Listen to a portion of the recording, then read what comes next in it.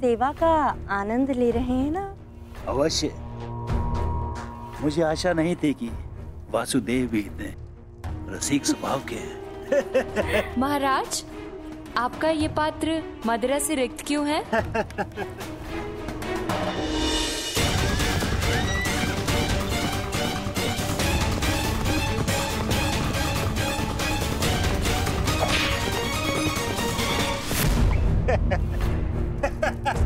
महाराज, हमसे क्या भूल हुई?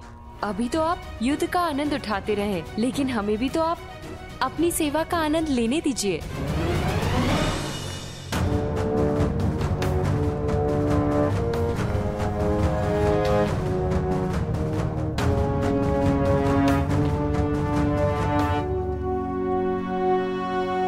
प्रणिपात मद्रराज।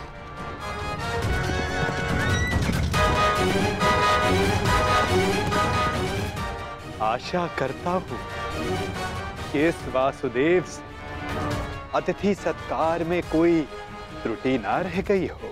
नहीं नहीं वासुदेव, ये तो मेरे जीवन का सबसे उत्तम सत्कार था। मैं अति प्रसन्न हूँ कि ये युद्ध मैं आपकी तरफ से लड़ रहा हूँ, और युद्ध के पश्चात मैं एक बार फिर से ये सत्कार लेना चाहूंगा।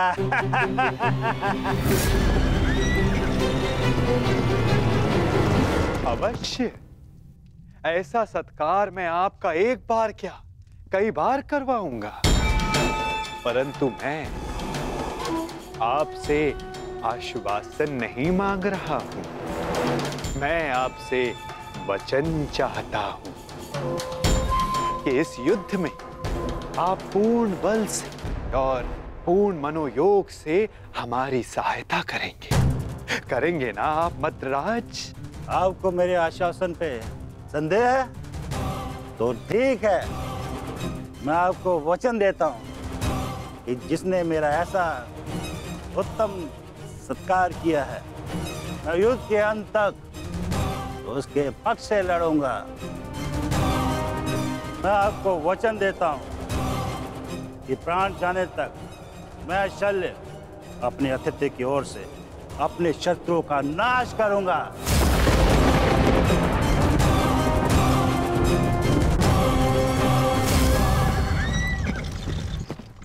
उत्तम, अति उत्तम। धन्यवाद मद्रराज, धन्यवाद। धन्यवाद मद्रराज, धन्यवाद।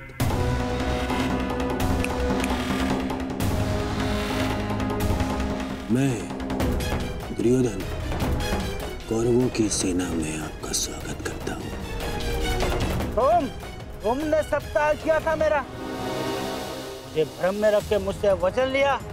छल किया है तुमने मेरे साथ, छल किया है वासुदेव ने पांडवों के साथ। छल। ये वो छलिया वासुदेव नहीं, ये है मेरा मित्र पुंडरीक वासुदेव।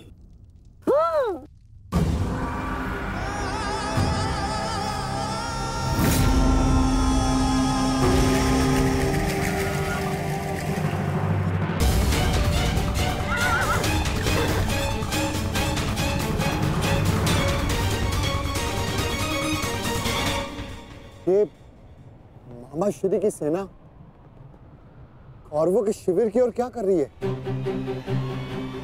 केश, ये सोचने का नहीं, बढ़ने का समय है। मैं तुम सबको। महाराज शल्य, शांत हो जाइए, शांत। आपने तो वचन दिया है, तो अब आपको कौरवों की ओर से ही लड़ना होगा, और युद्ध के नियमानुसार अपने ही पक्ष के योद्धा पर प्रहार नहीं करते मद्रराज, हैं? तो आइए, कौरव दल में आपका मैं शकुनी महारथी शल्य का स्वागत करता हूँ। तुम सब ने छल किया है, छल। देख लूंगा तुम्हें सबको।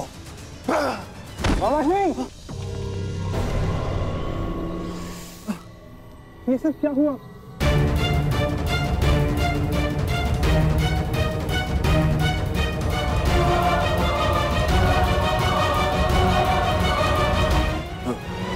पुत्र नकुल, मैं मगधराज कदाचित हिचकिचा रहे हैं। आओ पांडु पुत्रों, मिलो कौरवों के नए सहयोगी से, महारथी महाराज शल्य से। तुम क्या सुन रहे हो मामाश्री? मुझे क्षमा करें, तुम्हारे मामा श्री के साथ बहुत बड़ा छल हुआ है।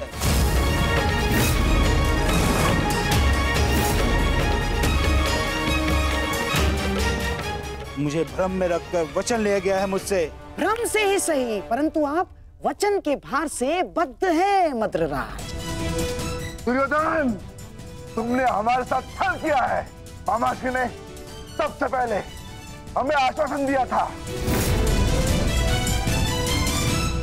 शांत विकोदर, शांत। पांडवों को आश्वासन मिला था, परंतु कौरवों को वचन मिला है विकोदर, वचन। और वचन वचन होता है, उसे तोड़ा नहीं जा सकता। परंतु यदि महाराज शैल्य वचन भंजक होने का कलंक अपने मस्तक पर लेना चाहते तो वो यहां से जा सकते हैं। परंतु युधिष्ठिर, तुमने तो इस युद्ध को धर्म युद्ध का नाम दिया है, तो क्या तुम अपने मामा का वचन भंग करने का अधर्म अपने मस्तक पर लेना चाहोगे? बोलो युधिष्ठिर।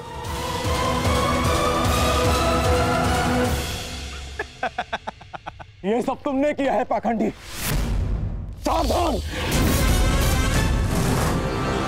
सावधान सुन।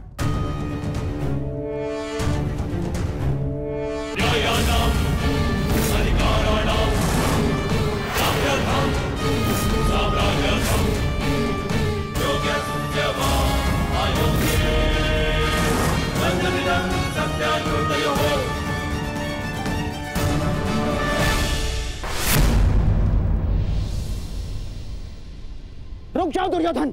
नहीं मामाश्री, आज मेरे मध्य मत आइए। बहुत हो गया, बहुत हो गया इन पांडवों का। आज अभी और इसी क्षण इन पांडवों को और इस युद्ध को समाप्त कर दूंगा मैं।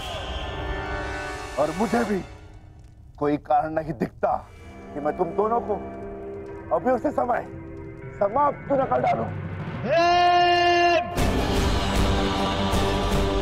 कारण है मेरे पास भीम, है कारण, परंतु वो कारण मैं तुम्हें नहीं बताऊंगा, तुम्हारे ज्येष्ठ भ्राता युधिष्ठिर को बताऊंगा।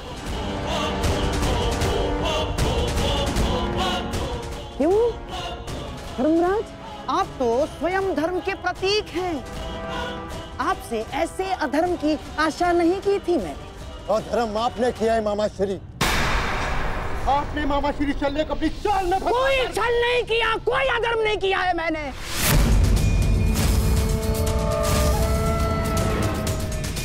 कदाचित आप भूल रहे हैं धर्मराज कि अभी तक युद्ध के कोई नियम निर्धारित नहीं हुए, तो हम पर कोई बंधन नहीं है। हम अपना पक्ष बढ़ाने को पूर्ण स्वतंत्र हैं, और हमने जो कुछ भी किया ना धर्मराज, वो हमारा अधिकार था। और क्या किया हमने? हैं? हमने केवल और केवल एक अतिथि का सत्कार किया, बस। मातृदेव भव, पितृदेव भव, आचार्य देव भव, अतिथि देव भव। पढ़ा होगा आपने, हैं? अपने धर्म में। तो बताइए, एक अतिथि का सत्कार करना क्या दंडनीय है? और कोई छल नहीं किया इस पौंड्रक वासुदेव ने। अतिथि ने पौंड्रक वासुदेव को अपना परिचय पूछा, तो उन्होंने बता दिया। उसमें क्या भूल की?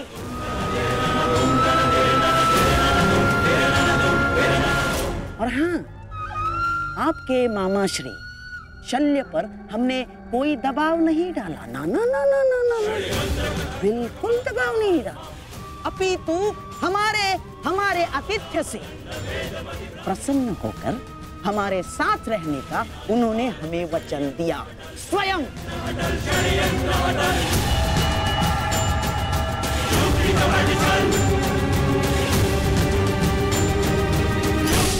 धर्मराज, मुझे खेद है कि आपको मुझे धर्म समझाना पड़ रहा है। आपको क्या आपने धर्म शब्द का उच्चारण किया गांधार राज?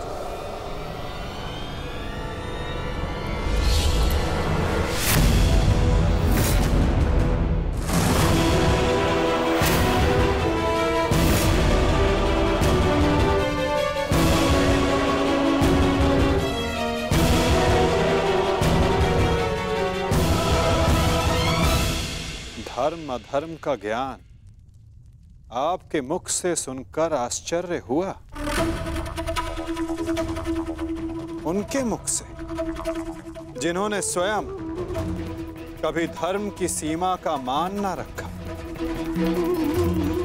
न राजभवन में, न उत्तराधिकारी के चुनाव में,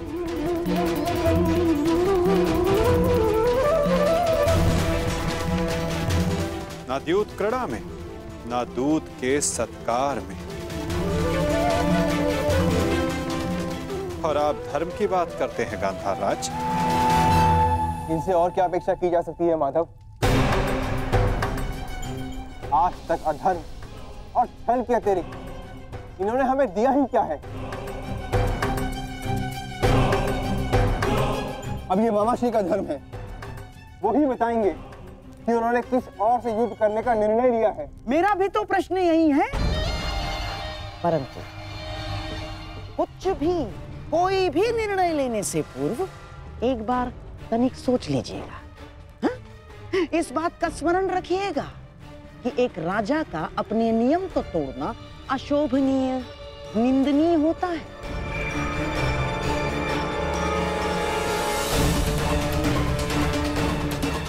कैसे आपकी प्रजा आपका सम्मान करेगी जो राजा अपने दिए हुए वचन को तोड़ देता है, दिए हुए वचन से पलट जाता है? क्या क्या मुख लेके जाएंगे आपके प्रजा के समक्ष आप? तो युद्ध में आप किसका साथ देंगे? अपने भांजों का या अपने वचन का सम्मान करेंगे, मान करेंगे? पुत्र नकुल, मुझे क्षमा कर दो, परंतु मेरे पास कोई विकल्प ही नहीं है।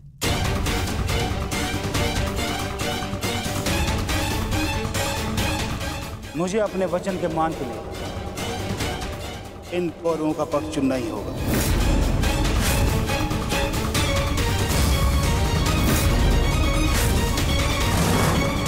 तो ठीक है मामाश्री, अब हम भी आप पर प्रहार करने के लिए सज रहेंगे।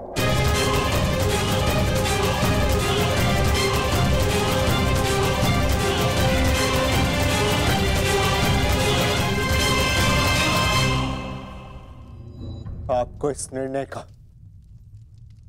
गंभीर परिणाम भुगतना होगा। ये मेरी प्रतिज्ञा है।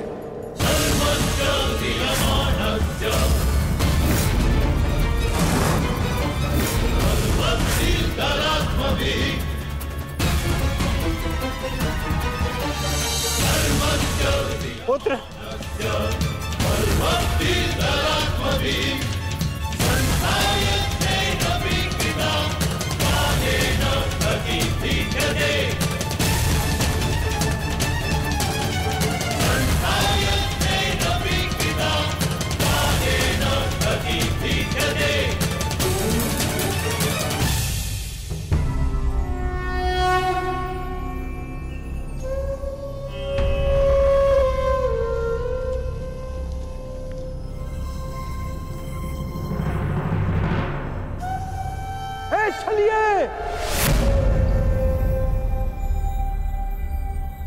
तू कहां चल दिया? चलिए कृष्ण,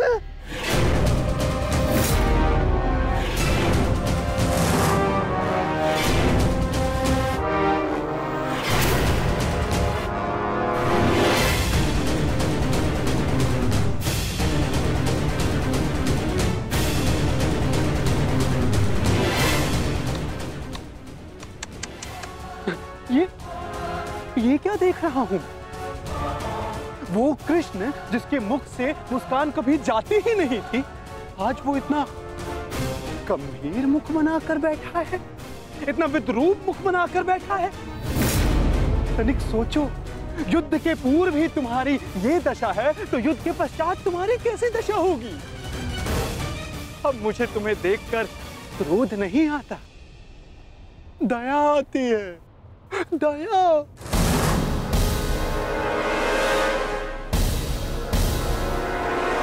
तुम्हारी सेना तुम्हारी नहीं रही, तुम्हारा पुत्र, उसने भी तुम्हारा साथ नहीं दिया, तुम्हारा भाई, उसने तुम्हारा पक्ष नहीं चुना, सब कुछ छीन लिया गया तुमसे।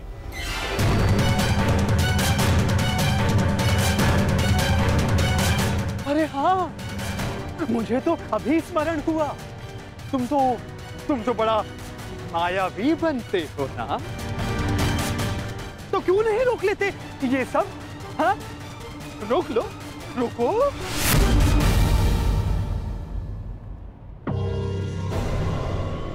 अरे हाँ, विचार करने वाली बात तो ये, जब मैंने तुमसे तुम्हारा सब कुछ छीन लिया, तो तुम उस सुदर्शन चक्र का क्या करोगे?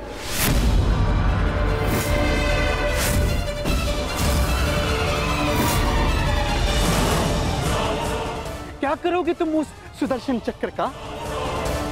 मेरी वस्तु मुझे वापस दे दो, मुझे मेरा सुदर्शन चक्र वापस दे दे पाखंडी कृष्ण। बस पाखंडी, मत भूल तू किसके समक्ष खड़ा है। शांत, शांत बालक, शांत। ये मत भूलो, जब दो महापुरुष अति मानव वार्ता कर रहे हो, तो एक साधारण बाण चलाने वाले को मौन रहना चाहिए।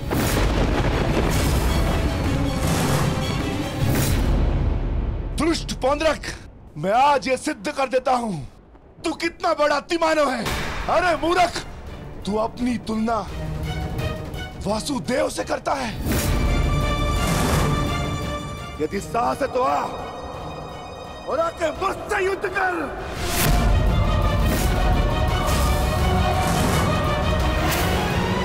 मूर्ख तो तुम पांडु पुत्र हो।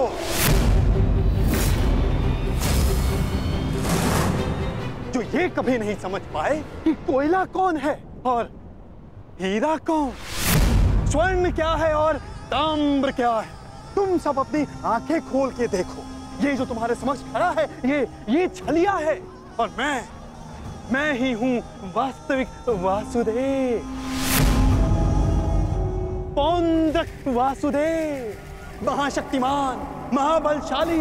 इस सृष्टि का वास्तविक रचयिता मैं ही हूं।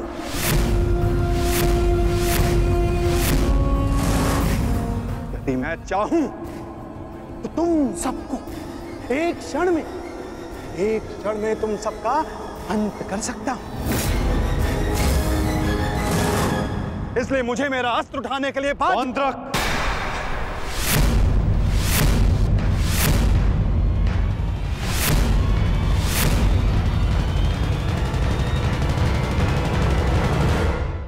अपनी सीमा लांघने का दुस्साहस मत करो।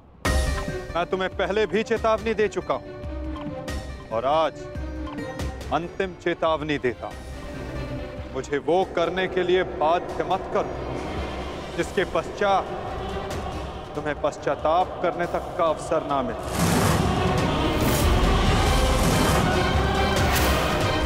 जाओ यहां से पौंड्रक।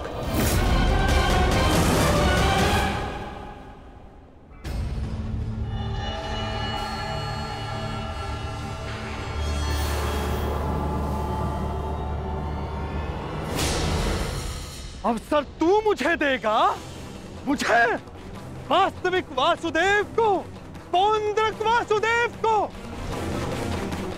अवसर तो मैं तुझे नहीं दूंगा।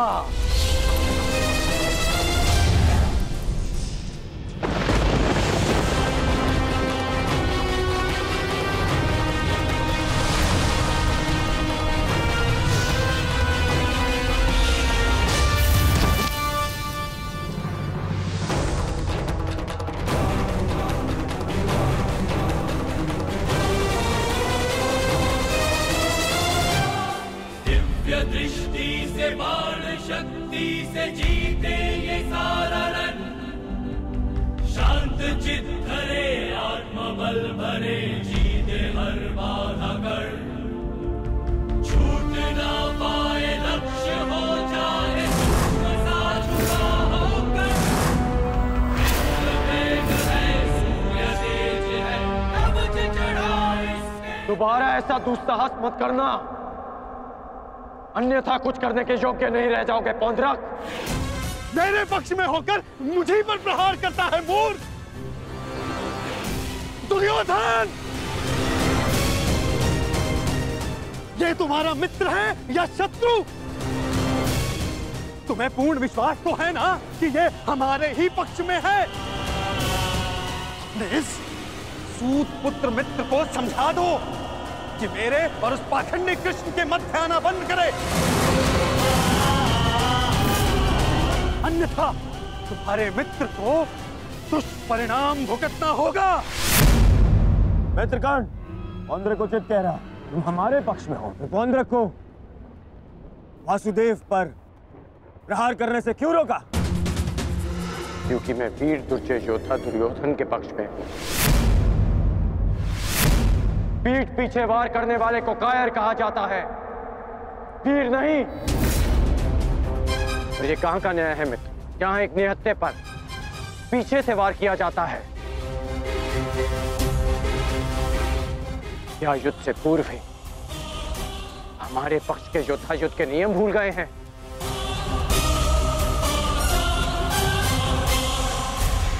तुमने ऐसा सोचा भी कैसे? तुम इस भांति वासुदेव को वश में कर लोगे? सत्य को पहचानो मित्र, अपने नेत्र खोलो। नेत्र तो तुम्हारे बंद है मित्र।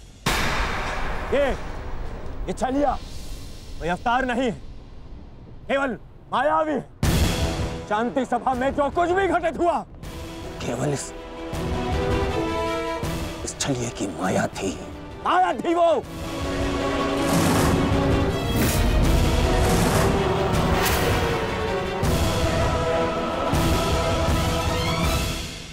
मित्र, तुम फिर से भूल कर रहे हो। भूल तो दुर्योधन ने किया, तुझे अपने पक्ष में रखकर विश्वासघाती। सत्य का ज्ञान तो तुझे नहीं है, तू अपने नेत्र खोल के देख। दुर्योधन, ये विश्वासघाती इन पांडवों के साथ और इस छलिए कृष्ण के साथ जाकर मिल चुका है। इस छलिए कृष्ण की वाणी बोल रहा है, उसके वश में है ये। अपने कर्मों को वश में ना रख पाए, परंतु अपने शब्दों को विराम लगाओ पौंड्रक। विश्वासघाती और छलिए तो तुम हो, जो स्वयं को किसी और के रूप में ढालना चाहता है। तुम एक अस्तित्वहीन घृणित जीव हो, जिसके पास ना कोई सम्मान है और न स्वयं की पहचान। तो अब एक सूत पुत्र मुझे मेरी पहचान और मान का ज्ञान देगा? पहचान तो मैं तुझे गया। तूने पांडवों और इस कृष्ण के साथ मिलकर दोनों तरफ संधि की है। मित्र दुर्योधन, ये विश्वासघाती युद्ध में तुम्हें अवश्य हानि पहुंचाएगा। नहीं, शांत हो जाओ अंगराज, शांत हो जाओ।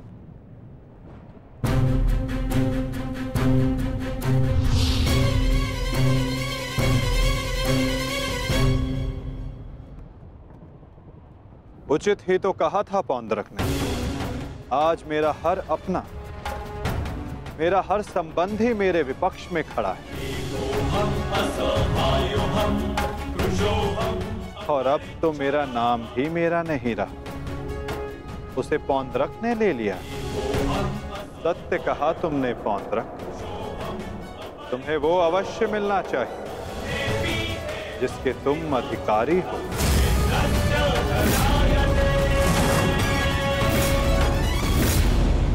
अद्भुत कृष्ण अद्भुत, आज प्रथम बार तेरे मुख से सत्य निकला है छलिए। तो अब मुझे वो सुदर्शन चक्र दे दे जिसका वास्तविक अधिकारी मैं हूं।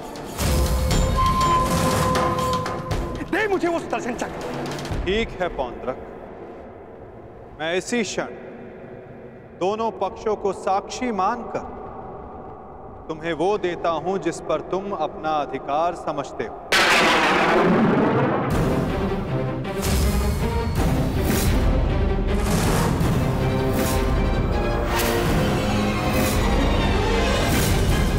जो निश्चित रूप से तुम्हें वासुदेव में परिवर्तित कर देगा।